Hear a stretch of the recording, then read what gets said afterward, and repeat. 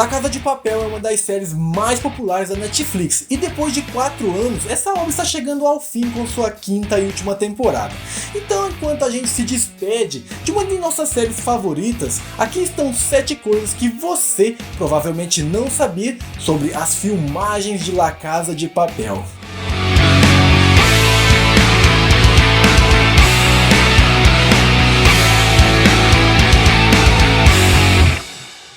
Senhoras e senhores, eu sou o Lucas Galo, seu apresentador aqui no canal Nerd Center. E hoje vamos passar aqui os nossos 5, 10 minutinhos conversando sobre a série La Casa de Papel. Uma série de sucesso na Netflix, mas que nem sempre foi assim. E eu já te explico o porquê. E como prometido, eu vou trazer 7 coisas que você provavelmente não sabia sobre as filmagens da série. E uma delas é que durante o programa foram usados mais de 600 macacões vermelhos. É sério.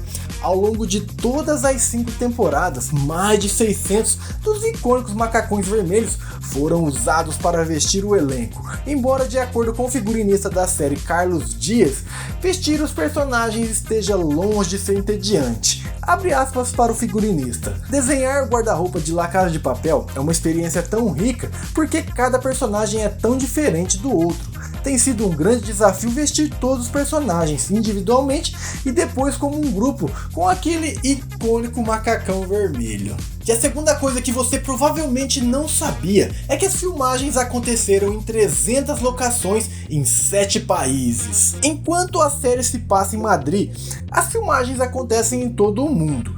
Alegadamente, o envolvimento posterior da Netflix trouxe mais oportunidades para o programa, levando as filmagens para uma variedade de locais fora da Espanha.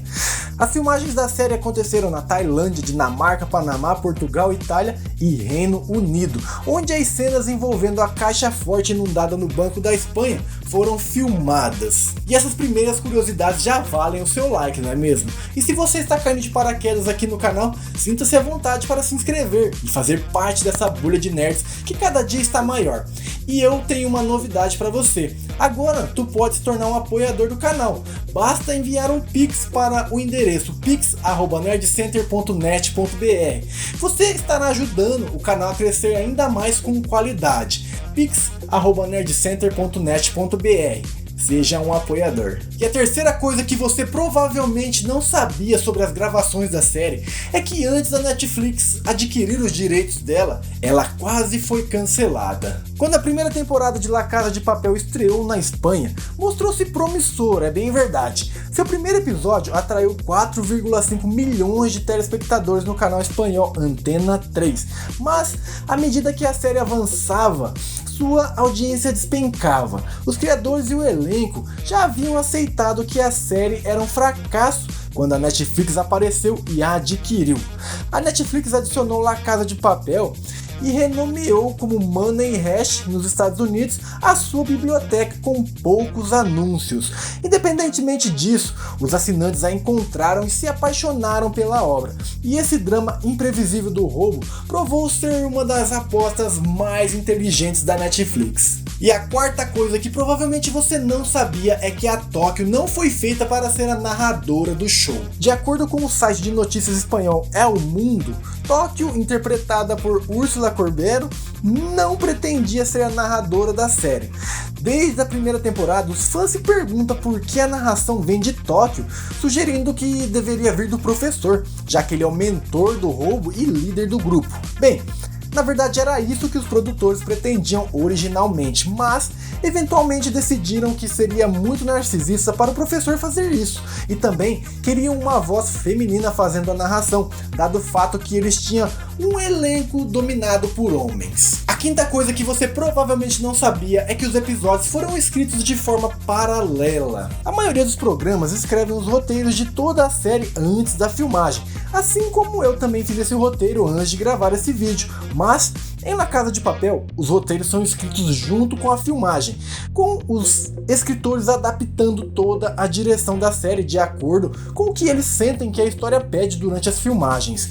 Consta que os escritores escrevem alguns episódios de cada vez, mas depois chegam ao set dispostos a ajustar os detalhes e pontos da trama conforme é necessário. E a sexta coisa que você provavelmente não sabia é que a série originalmente tinha um nome diferente. O próprio título da série La Casa de Papel se traduz exatamente em A Casa do Papel. O que faz sentido, já que a quadrilha está roubando a Casa da Moeda, onde o dinheiro é impresso. No entanto, o programa foi originalmente definido para ser intitulado Los Desarruciados, que significa os párias. Pária é o indivíduo que vive marginalizado ou excluído da sociedade. Mas enfim, eventualmente os criadores do programa decidiram que o nome La Casa de Papel fazia mais sentido com a história. E a sétima e última coisa que você provavelmente não sabia é que o professor também teria um nome de cidade. Na parte 1, é explicado que o professor não quer que os bandidos criem uma conexão.